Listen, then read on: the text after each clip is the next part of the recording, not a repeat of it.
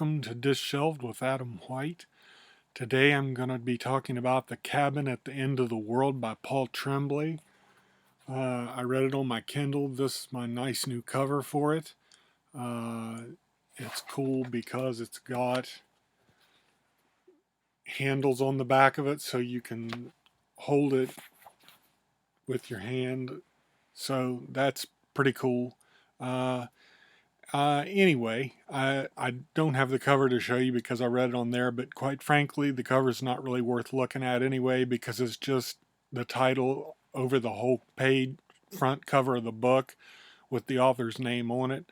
So it's kind of boring like most mass market paperback titles are anymore, where they just have the uh, title real big and then the author's name and that's it, and there's not really much of anything else on it.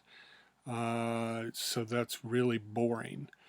But anyway, I found out about this book roundaboutly because I saw the uh, trailer for the movie that is made of it, A Knock at the Cabin, and I was like, okay, I saw the commercial and I thought that looks like it might be interesting. And let me go ahead and say that this might have some mild spoilers uh, for the book, but it's nothing that the preview, if you've seen the preview for the movie, then nothing I'm saying is going to be a surprise to you because it pretty much ruined a bunch of it for me because the commercial pretty much tells you almost everything about the story and shows it to you. I mean, to be honest, it really, I got, it's a story about this couple, Andrew and Eric, who take their daughter Wynn to a cabin. Nothing ever good ever happens in cabins. I don't know why people would ever want to do that. But anyway, uh,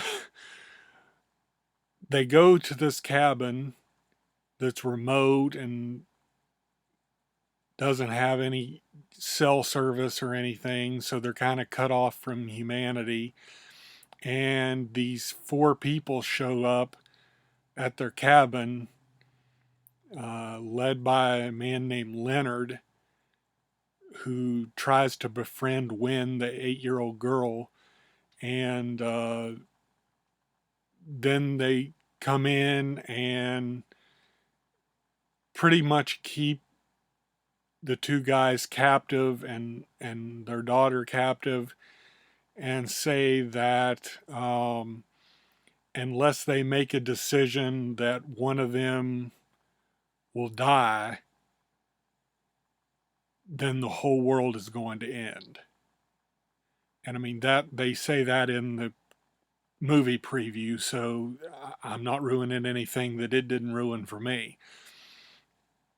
And it plays out pretty much the way you see on the movie preview, with the tidal waves and falling planes and stuff like that. And that's just a small part of it. And again, if you've seen the commercial, then I'm not ruining anything that the commercial didn't already ruin. But I got 61% into this book and wasn't surprised by anything because I'd seen the movie preview.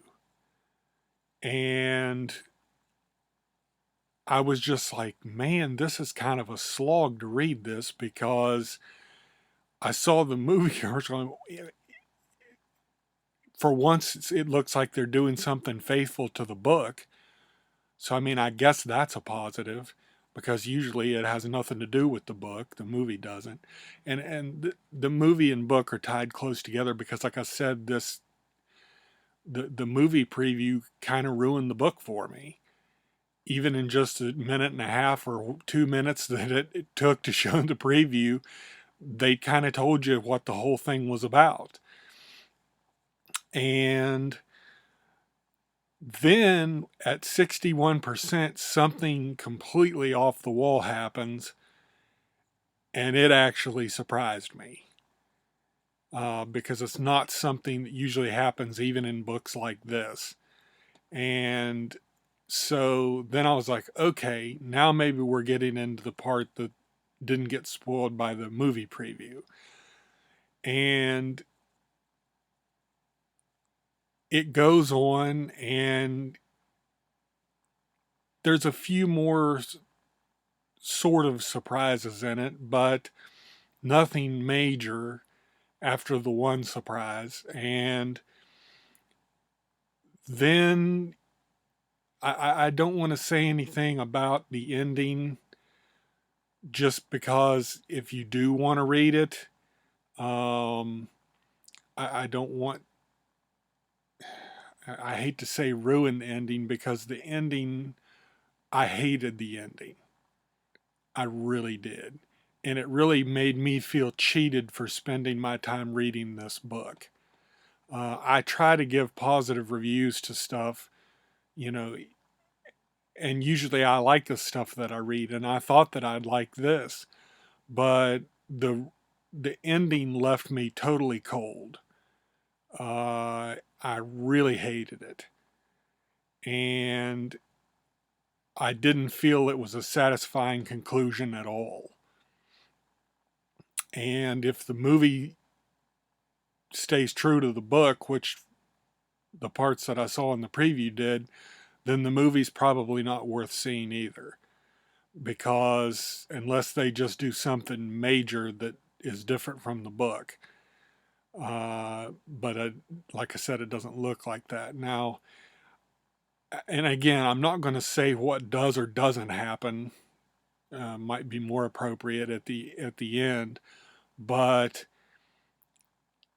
I just really hated the ending, and again felt cheated for spending my time reading this book. I think Criminale said it won a Stoker Award, and I was like, after I read it, I was like, why? Because it was really disappointing.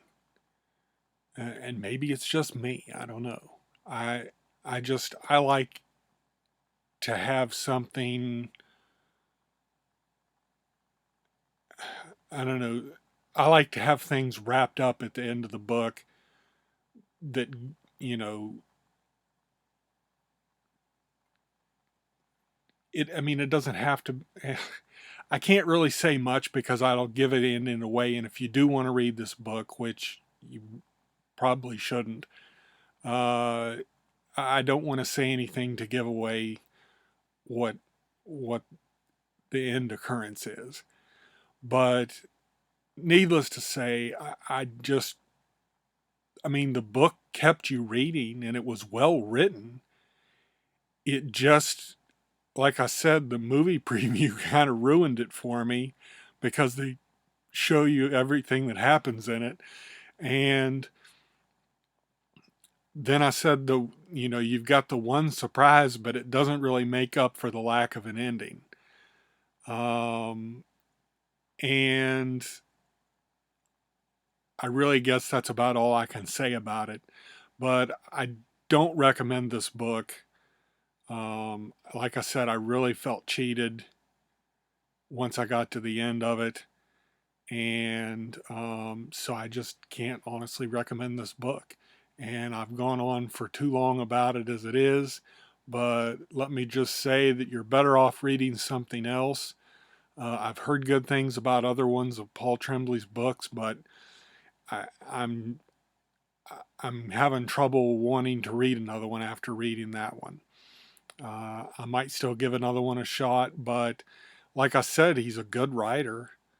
I mean, it kept you reading from page to page, even if you knew what was going on already. But um, anyway, I honestly can't give this book a good recommendation, mainly because of the ending.